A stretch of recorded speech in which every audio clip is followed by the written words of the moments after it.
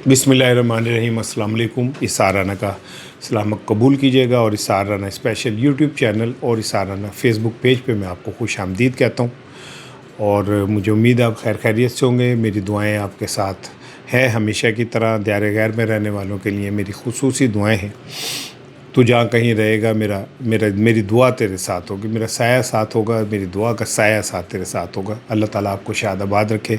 मेरे चैनल को सब्सक्राइब किया, बड़ी मेहरबानी। आप कमेंट्स देते हैं, इसकी भी बड़ी मेहरबानी। वज़ीर-ए-आज़म फार्म 47 शहबाज शरीफ साहब की तारीफ से एक बार फिर मुज़ाकरात की दावत आई है कि जाओ जी मुज़ाकरात कर लो। लेकिन उन्होंने कहा लेकिन हम इसकी आड़ में ब्लैकमेल नहीं होंगे और कोई गैर कानूनी काम नहीं करने देंगे। अब ये शहबाज शरीफ साहब को अचानक ये जो मुज़ाकरात का एकदम याद आया, ये क्यों आया है, ये बड़ा इम्पोर्टेंट टॉपिक है।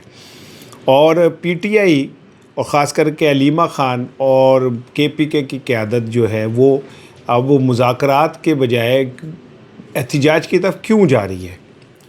आखिर ऐसी क्या जल्दी है पीटीआई को कि वो मुज़ाकरात नहीं करना चाहती, और शहबाज शरीफ साहब को ऐसी क्या एकदम याद आ गई कि वो मुज़ाकरात करना चाह रहे हैं। आज का जो मेरा वीलॉग है वो इसी समझ लें कि ये बड़ा इंपॉर्टेंट टॉपिक है जिस पे बात करनी। पहले तो वज़ीर-ए-आज़म शहबाज शरीफ साहब उन्होंने कहा जी मुज़ाकरात कर लें लेकिन हम कोई ब्लैकमेल नहीं होंगे और हम कोई गैर कानूनी बात नहीं मानेंगे। तो गल ये कि वो कहते हैं ना पंजाबी की पल्ले नहीं गते हिला तो कर दी मेला मेला शौकन मेले दी। भाई आपके पास है क्या देने को जो आपसे मुज़ाकरात किए जाए। आपसे तो वज़ीर आला केपीके ने कहा था कि जी मेरी मुलाकात करा दें, तो हमने कहा था पूछ के बताऊंगा।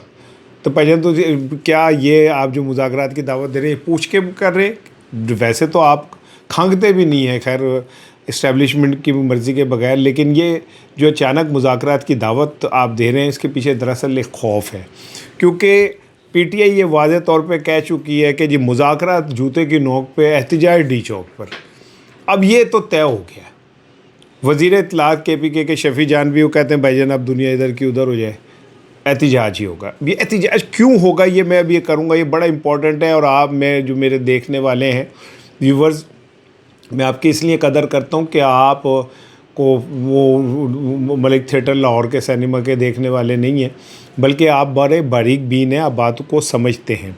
आज आपको एक गुत्थी समझाने जा रहा हूँ कि एक्चुअली पीटीआई एहतिजाज करने क्यों जा रही है। शफ़ी जान ने कहा जनाब अब कुछ भी नहीं हो सका, अब एहतिजाज ही होगा। शहबाज शरीफ साहब की बात और भी बहुत सारे लोगों ने कहा। अब आया असल बात।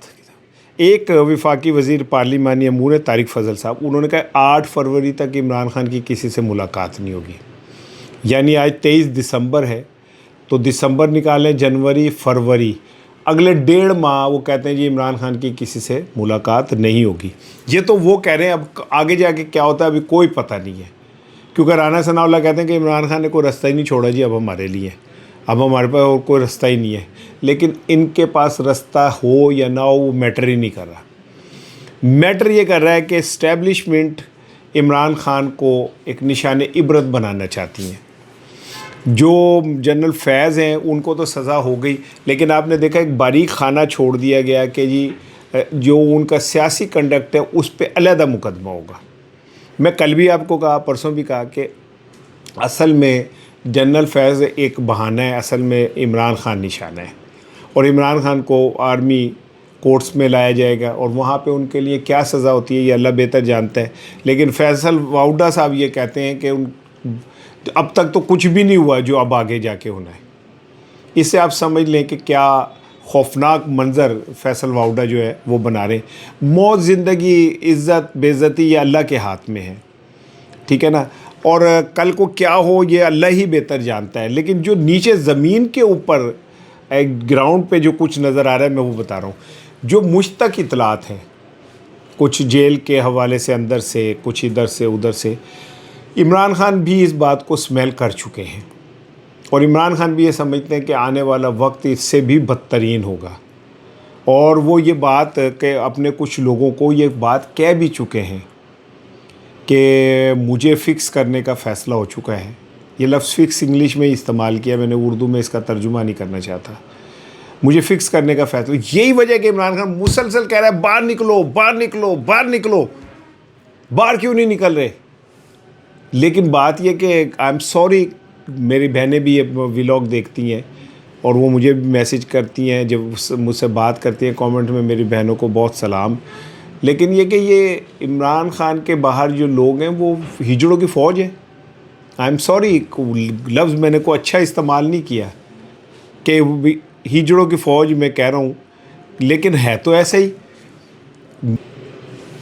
شاید مجھے یہ نہیں کہنا چاہیے تھا لفظ، لیکن میں بڑے دکھی دل سے کہہ رہا ہوں کہ دیکھو گاؤں والوں، ٹھاکر نے گبر سنگھ سے ٹکر لینے کے لیے ہجڑوں کی فوج بنائی۔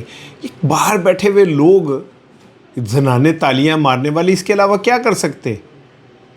جو کچھ پی ٹی آئی کے ساتھ ہو گیا اور عمران خان اور اس کی بہنوں کے ساتھ ہو گیا، ہونا تو یہ چاہیے تھا کہ ات مچ جاندی، زمین تتی ہو جاندی۔ لیکن جو باہر کی لیڈرشپ ہے اس کا یہ مسئلہ نہیں ہے عمران خان کی رہائی، اور عمران خان اسی لیے فرسٹریٹ ہو کے اب انہوں نے کے پی کے اور اپنے سی ایم کو کہنا شروع کیا، کیونکہ عمران خان نے یہ اپنا اوپننگ کھلاڑی برے وقت کے لیے بچا کے رکھا تھا کہ جب وہ چاروں طرف سے اب میں سمجھوں گا کہ اب میرے طرف کوئی میرے ساتھ نہیں کھڑا تو پھر میں اپنا اوپننگ بیٹسمین اتاروں گا۔ اب یہ اوپننگ بیٹسمین کا بھی امتحان ہے کہ وہ کیسے کھیلتا ہے، کیونکہ میں بار بار ایک جملہ کہتا ہوں کہ وہ اب جو بارودی سرنگیں ان میں سے گزر رہا ہے۔ سب سے زیادہ اگر کوئی شخص عمران خان کے بعد خطرے میں ہے تو وہ سہیل آفریدی ہے، اور سہیل آفریدی کو بھی اس بات کا اندازہ ہے کہ وہ آگ کے اوپر ماتم کر رہا ہے، یہ کوئی چھوٹا کام نہیں کر رہا، اور عمران خان کا فیوچر، پولیٹیکل فیوچر ڈیپینڈ کرتا ہے سہیل آفریدی کی اسٹریٹجی کے اوپر۔ یہی وجہ ہے کہ ابھی انہوں نے اپنی اسٹریٹ پار دکھائی نہیں ہے، لیکن اس کی تیاریاں شروع کر دی ہیں، اور یہاں سے حکومت کے اندر ایک ٹل کھڑکنا شروع ہو گئے۔ کیونکہ اگر فرض کریں کہ یہ باہر نکلتے ہیں لوگ کو بہت زیادہ لاکھوں کا مجمع نہیں کرتے، یہ اگر پھر بھی ایک بڑا شو کر لیتے ہیں 3-4 دن کے لیے، تو جو یہ موجودہ حکومت ہے پارٹیخان، جو کہ جن کی ڈوریاں کہیں اور ہیں، یہ تو ہل ہل کو رہ جائیں گے۔ معیشت ہماری ویسے ہی تباہ ہو چکی ہے۔ آج وہ ٹویٹر پہ عابد شیر علی صاحب نے ایک ٹویٹ کیا ہوا ہے کہ الحمدللہ پاکستان نے $4.5 ارب کا اسلحہ فلاں جگہ بیچ دیا۔ میں نے اس کے نیچے ان سے پوچھا کہ بھائی یہ تو فوج نے بیچا ہے، اسٹیبلشمنٹ نے بیچا ہے، ہمارے اداروں نے بیچا ہے، آپ نے کیا کیا ہے؟ آپ نے یہ کیا ہے کہ پی آئی اے کی آج بولی لگ رہی ہے، قومیں اپنے اثاثوں کی حفاظت کے لیے اپنی جان کی بازی لگا دیتے ہیں۔ یہ واحد حکومت ہے جو اپنے اثاثے بیچنے کے لیے جان کی بازی لگا رہے ہیں۔ پہلے انہوں نے ایئرپورٹس جو ہیں وہ آؤٹ سورس کر دیے، اور اسحاق ڈار، چونکہ یہ لوگ پڑھے لکھے نہیں ہیں، تو اسحاق ڈار سے کہا کہ آپ نے آؤٹ سورس کر دیا، نہیں آؤٹ سورس نہیں کیا ہے، ہم نے غیر ملکی کمپنیوں کو جو ہے نا ٹھیکے پہ دے دیے، ایڈی توڑی تعلیم ہے۔ پہلے آپ نے وہ آؤٹ سورس کر دیے، ایئرپورٹ آپ نے پکڑا دیے دشمنوں کو نہیں لیکن غیروں کو۔ اب آپ پی آئی اے کو بیچنے جا رہے ہیں۔ وہ ایک بندہ سی سگریٹ پین رہا سی تے مسکرائی جا رہا سی تے کسی نے کہا کہ بھائی کل کا دن کا سوچ یار، کل برا وقت آئے گا تو کیا کرے گا؟ کہندا کوئی گل نہیں، آپ گردے بیچ دیں گے، اور یہ گردے بیچنے نکلے ہوئے۔ ہمارا حال پاکستان کا اس وقت وہ ہے کہ جو ایک غریب گھر ہوتا ہے نا، جب اس پہ مشکل آتی ہے تو وہ گھر کے پہلے برتن بیچتا ہے، پھر وہ ٹوٹیاں بیچتا ہے، پھر وہ پنکھا اتار کے بیچتا ہے۔ ہم وہاں کھڑے ہو گئے، اور ہم روز وہ فیصل واؤڈا قبر کا حال سنانے والا، انہیں کہا تھا پچھلے ہفتے کہا تھا 15 دن پہلے کہ یہ پیر سے معیشت کی ترقی کا آغاز شروع ہوا جاتا ہے، توڑی ترقی پہ ہی ہے، اس کو آپ ترقی کہتے ہیں کہ پاکستان کے اثاثے ایک ایک کر کے بکنا شروع ہو گئے، اور ہم اب یہ وہیں کھڑے ہوئے۔ اب آ جائیں ایک اور چیز بڑی امپورٹنٹ، وہ ہے ٹرمپ کی۔ ٹرمپ نے ایک دفعہ پھر پاکستان کی تعریف کی اور کہا جی بلے بلے کیا بات ہے جی، اور میں تو آئی لو یو۔ وہ میں خلیل جبران کا پڑھ رہا تھا کہ جب اس نے مجھے کہا کہ مجھے تم سے محبت ہے تو مجھے یقین آ گیا، لیکن جب انہوں نے کہا اللہ کی قسم مجھے تم سے محبت ہے تو مجھے شوق پڑ گیا۔ یہ جو کچھ بھی ہو رہا ہے نا کہ آئی لو یو، کیا چکر ہے میں آپ کو بتاؤں۔